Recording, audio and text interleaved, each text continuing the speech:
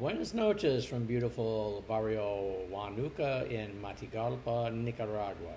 It is currently 6:35 p.m. Central Time. No time change here in the natural world. Here is my update on yet the latest visit to Migracion, Managua. So if you saw the short video yesterday, I needed to go back so I can get the authorization done so I can go back to Florida in June and in October to pick up medications, see family, and such. If you're a regular tourist, you're not doing this, you're just paying your standard $10 tax stamp for your 90-day tourist visa, or you're doing your up to three extensions of 30 days each for the maximum of 180, then you would have to do a border run. That is not my situation as a resident. Much like an actual national that's from here, I have to get authorization to leave, and in part, like we've already discussed, it's for them to ensure that they've tabulated how many days we're in country, because I'm only allowed to be out of country up to 180 days. I have to be in the country for the rest of the other 185. So here's what we learned from today. I'm going to start with the events, and then I'm going to show you how things got simpler. So, yesterday I said I was going to have to do this. So I went to bed early. I coordinated with the taxi driver who took me the last time to the bus station, as the locals here were very adamant that I shouldn't be walking the streets at 3:30 in the morning. So I did that. It is across town. It's almost 3 kilometers in dark 30. He picked me up at 3:30. It's about a 15-minute drive down to the southern bus station.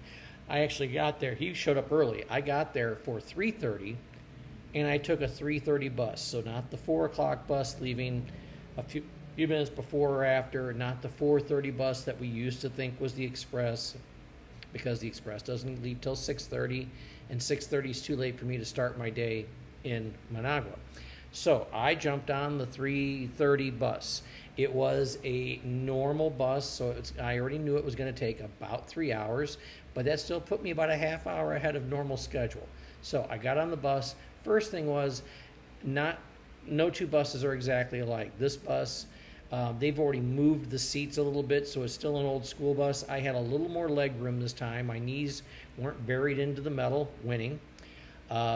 And I had that seat to myself for a very long time. We did stop at every major bus stop along the way, and we picked people up. Well, I started to fall asleep after about the first hour and a half. About halfway through, I started to nod off.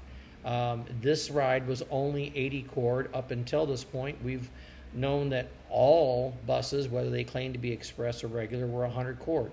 This one was only 80. So maybe by taking the 3:30 bus, you save 20 cord. We're talking pennies. But either way, it was a little bit less. So I paid 50 cord for the taxi ride to get me from point A to point B safely in a few minutes. Nice guy. It's 40 cord and a 10 cord tip. It's like $1.50.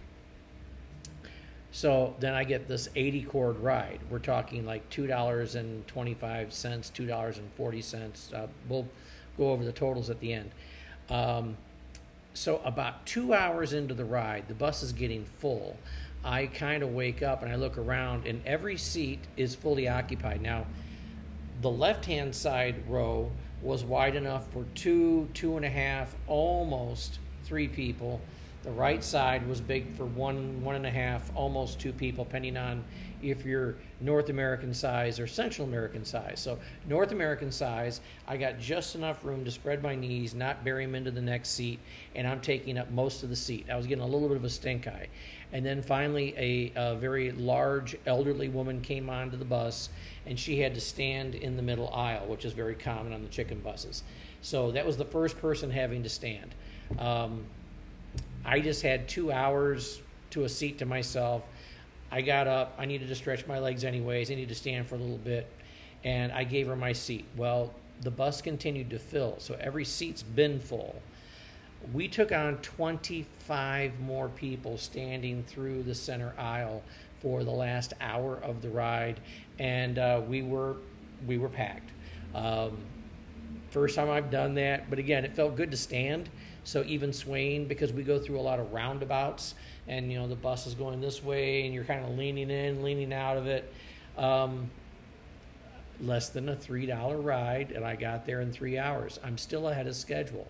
So I got to the bus terminal in Managua at 6:30, not 7:30, knowing that I'm looking at about a half hour, maybe an hour in drive, which is the equivalent to Uber here, because as you've seen the prior videos, you do not use the Managua taxis. So I know that the in drivers, because the cabs already have the right to do business in the bus terminal, I have to leave the bus terminal property to get the in driver. So I go out of the property to get the in driver. I use the app. I confirm a price. And as often they do, the driver called me to confirm my location. There was so much city noise going on between buses honking, trucks honking, cars honking, motorcycles honking, and everybody just trying to get somewhere automatically at the same time sideways. I couldn't hear him. He couldn't hear me. He disconnected. He gave up on my fare. I had to go through 4 drivers to get one to pick me up. The fare was similar to the last few. I got a quote of a good price would be 180 cord. I kept on having one guy pop up there saying he'd do it for 240. And I mean, we're not talking a lot of money, but the principle of it is no, you don't just throw your money away. The app is suggesting a fair price. Go with that and maybe do increments up of like 5-10 cord. So I got a guy in for 180, picks me up. It took about 40 minutes to get through town. Morning traffic. Now we're getting a little earlier than I normally do, but we're past the airport. We're off of the main northeast to northwest road.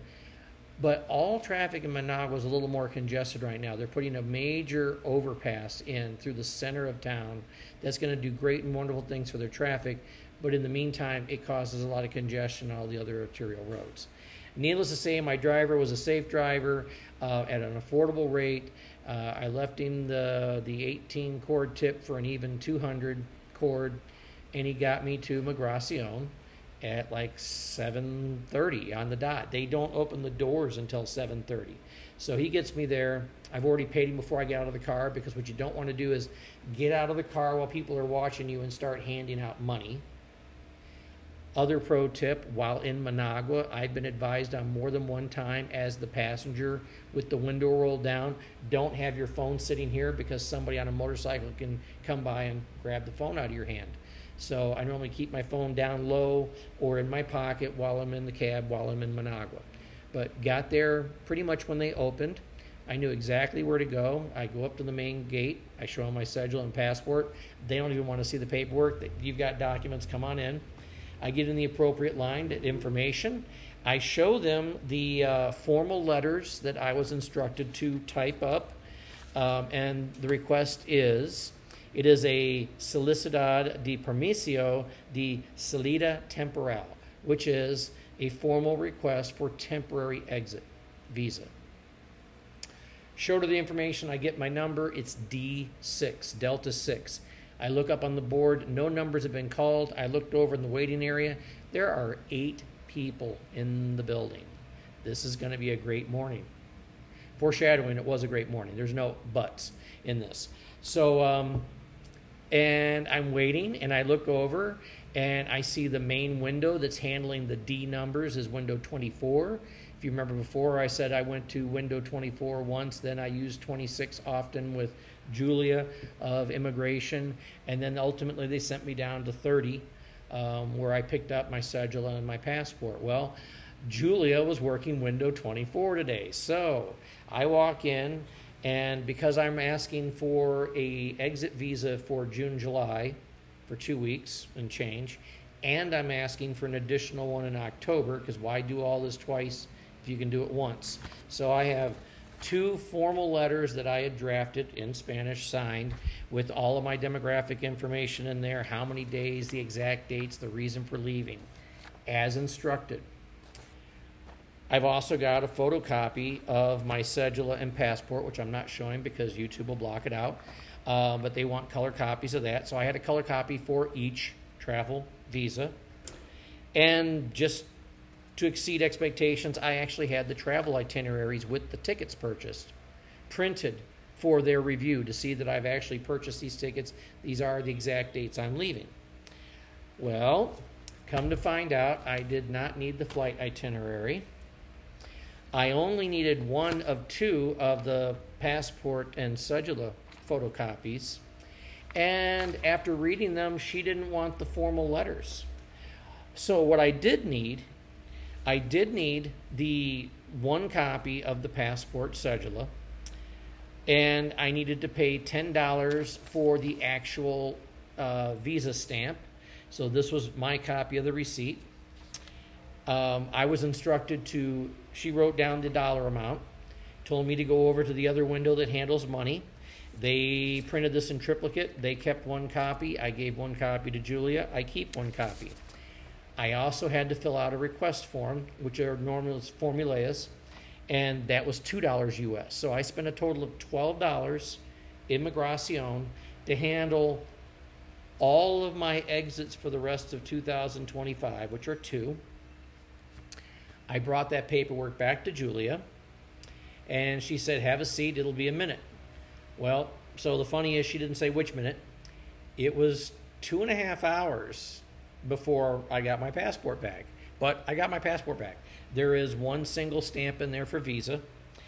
And I win. That's what I came there for. I joked it was kind of underwhelming that I waited so long just to get a single stamp. And I couldn't do it locally. And I explained to her I was told I needed to have at least 20 days, but I had 30 days. And I didn't get a clear answer from her. Again, my lack of Spanish. But I did pre-type questions, and I got answers back. And then I got them confirmed by another American couple that are from Miami that are living in Nicaragua, and we're redoing some paperwork and such. Great couple. And I found out, so like my ID card, the cedula, has to be reissued every 6 months. So it expires in November.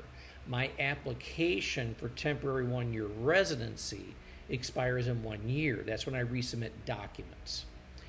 So I asked, how early can I show up to renew my cedula? And the answer was, I either show up on the day it expires or the day before. Try not to come in the day after. My card will expire on a Sunday. Migracion's open on a Saturday. So I've already marked my calendar in November for that Saturday, the day before it expires, to be there at dark 30 to reissue the card. And that's fine. So I have one more visit to Migracion this year for the reissue of the card. I won't be going back to them until I need to issue a request to travel in February, and then the resubmission of the application in May of 26. So I'm looking at 3 more visits to Migracion in the next year. I've got it completely dialed in.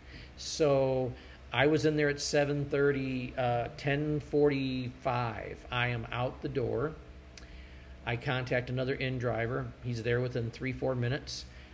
Gave me a great quote of 161. I upped it with a tip to 180.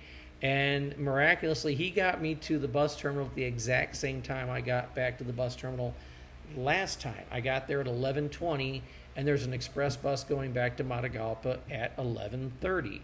So I had 10 minutes to spare, got on the bus, had more leg room, only had about 20 people on the whole bus.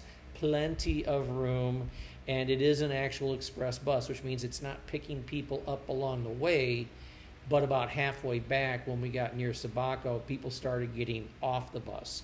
And they did drop off a few parcel deliveries like I had described before.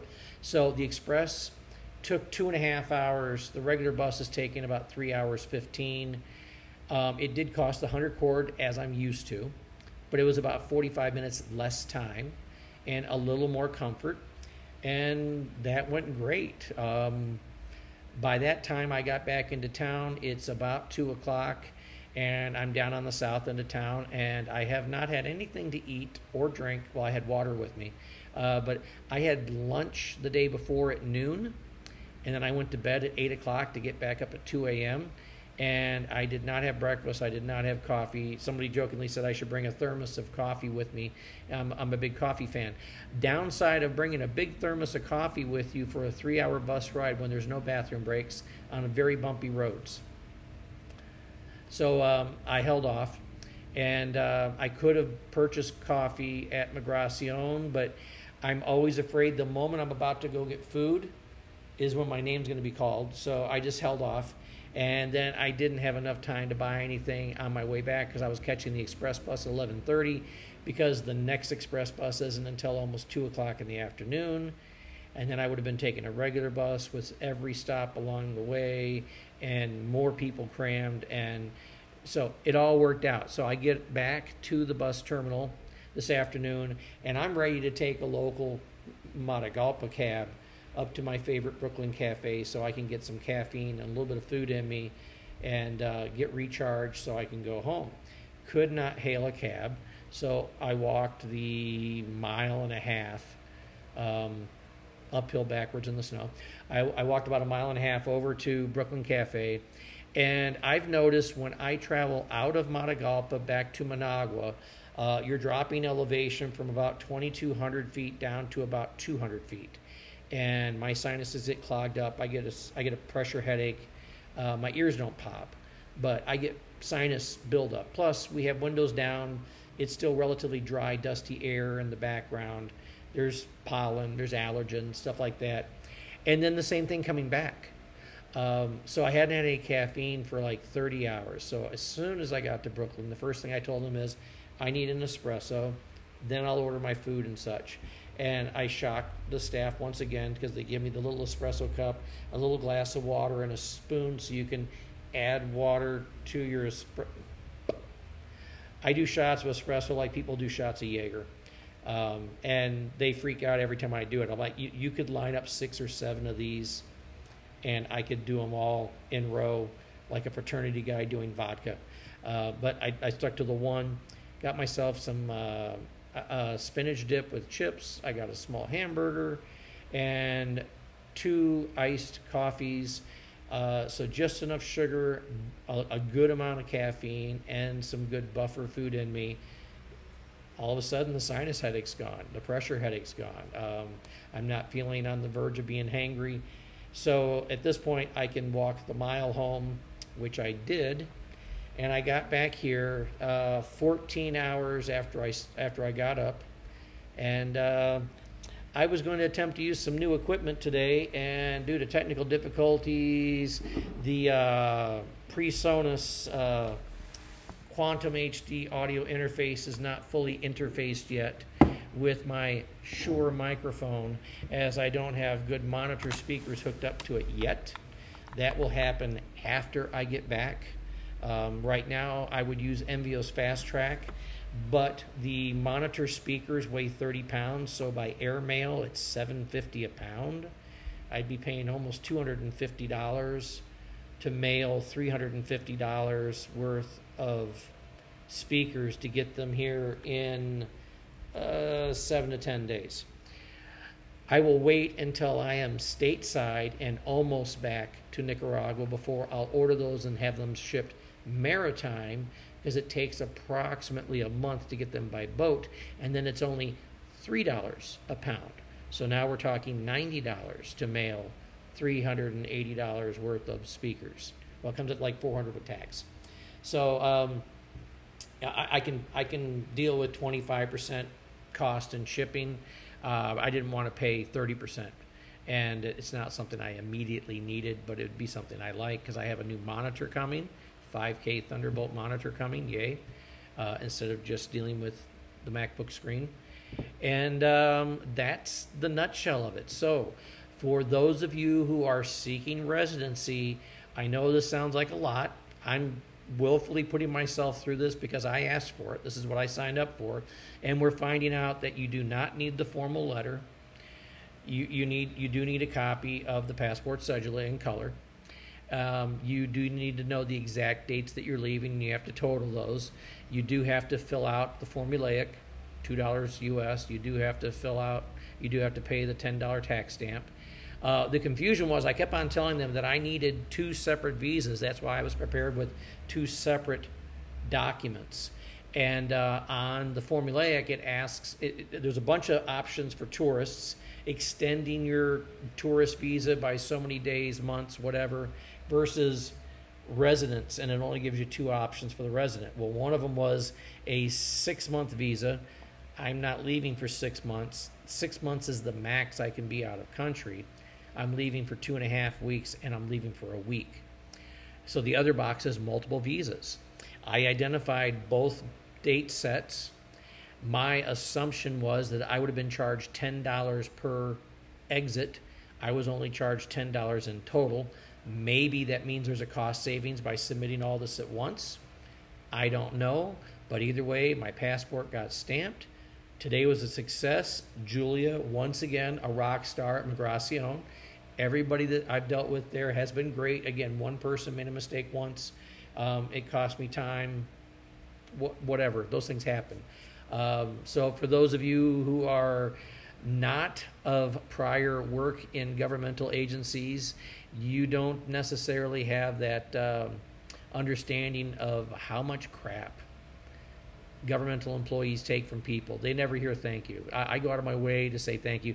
I translated "you're a blessing" to her. I got a big smile, because you can throw a temper tantrum and be an ugly American in the eyes of people in their home country while you're a guest, or you can be pleasant because you're going to be seeing these people at least twice a year. And they've got great jobs, so they're staying in those jobs. They don't have turnover here. Somebody gets a good job with the federal government, they're not leaving. So I expect to see the same faces. I even joked with the other Americans about the one guy who speaks English. I go, "Oh yeah, the bald guy looks a little like you, Lester. Yeah, he's great." So it's a small world. It's a small country. And you will get a lot farther here with being kind and courteous and humble as a guest in a host nation. Things will go a lot smoother for you. So mission accomplished. I've got my 2 exits done for the rest of the year. I've already got my plane tickets purchased. I've got card sharing. If you're not familiar with Turo, Turo, it was the most affordable way I could find to rent a car temporarily back in Florida. And I think I'm paying $400 for a week in a relatively new Tacoma in October. But I jokingly picked out a 12-year-old Cadillac for the June visit. I said I'll be in Florida camouflage. I have a car for 17 days that's going to cost me $900. The best discount I could find for veterans, and it was actually a paid membership. Once you add all the insurance, security, processing fees, and all the fill, it was over $2,000 to rent a car for 2 weeks. This one was less than $1,000 for 17 days. So something to look into. Again, I don't have any endorsements going on, but Turo was the most cost-effective way I found to rent cars temporarily in the States. It is actually a car share program, so these are private owners. While we're talking about product placements that I don't get paid for, again, you all know I don't drink alcohol, but as far as bubblies or gaseosas, the Fuente Puras, I got the limes, I got the strawberry. When I need something other than plain water that has a taste, or the Jamaica tea, which is hibiscus flower tea, which is great for you, I slug that stuff down like there's nobody's business. One other big shout out, the shirt. So you saw the tie-dyed one I've worn a couple times. It says "Dying the American Dream." And it's got a guy in a suit with a gas mask, and his tie is a hangman's noose. Sean Cross is the artist doing this work. His company, Any Means Necessary. Quite simply, he has created images to represent mental health. And it's to bring more awareness to mental health. So if you had to describe your emotions in an image, that's what these are supposed to be. They are quote-unquote beautifully grotesque images. This is PTSD. Any Means Necessary. The hat I've got, he's got sort of a grimace face, and it says "Feel Nothing." I've got several pieces of his. One of the nice things about his work is part of the proceeds goes to a mental health organization in the state of Ohio. So he's giving back to the community. So shout out to Mr. Cross and his artwork. I'm wearing your gear. I scare Nikas with it because now I've got that extra nickname of being the gringo of Wanuka. So we've jokingly said we're going to use that to keep little kids from bouncing off the walls in restaurants. Hey, if you don't behave, you'll have to watch out for the gringo of Wanuka. And we're having fun with it. That is my update. I need to do some studying of my Espanol, and I need to take a nap. And with that, I hope thee well. I will be doing some new format in the future. We've pretty much got my establishment of here. I've got the residency, I've got the apartment, I just did the last of the major paperwork, I did the latest update to the last of the major paperwork. The original design for Journeys of a Malcontent was this was going to be a book, and people just don't read. And I was told I should vlog. And I jokingly say, vlogging sounds like the word sounds. I'm going to vlog.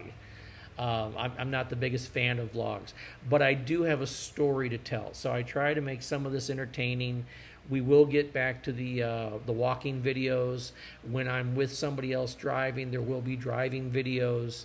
I've explored a lot of what I can in Matagalpa with camera. There's certain places where you're just not filming. The Parque Los Monos is literally a children's park. You can't put children on YouTube videos, just like you can't do the copyrighted music. You got to blank it out and then do a narration over it. But there will be some of the Luke-isms, some of the funny stories of the past that have been reoccurringly told over and over again. There's going to be some military stories. There's going to be there's going to be stories of my time in the cigar industry, whether it was the cigar hut on Fort Myers Beach that I helped open in 2000, whether it's the world-famous cigar bar in Fort Myers, Florida that I helped Richie expand his operations with, whether it was trips out of country in the cigar business that led me to Nicaragua. And we have an incredibly funny story about my very first trip here to Nicaragua. So I'm saving that one. I think I might do that one when I come back in time for Revolution Day here in July 19th. But yeah, I'm going to start sharing some of the background stories of why this guy is the way he is. And you'll get a little different perspective, and you'll have a greater understanding of my journeys as a malcontent. With that, I wish you all well, and adios.